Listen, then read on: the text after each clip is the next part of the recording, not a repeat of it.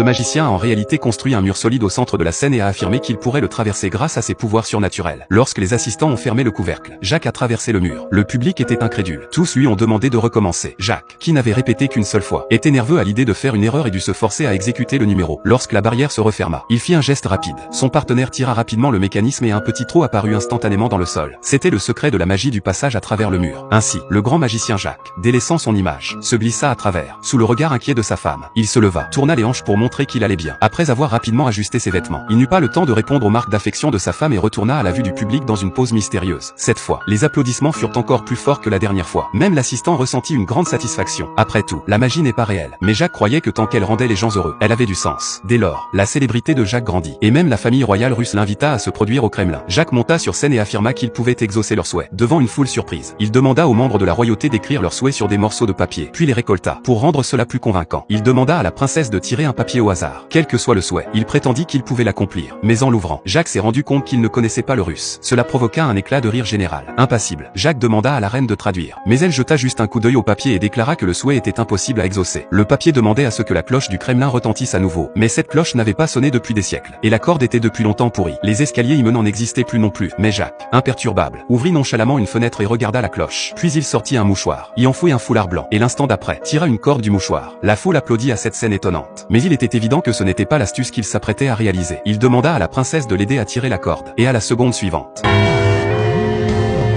Pull it again.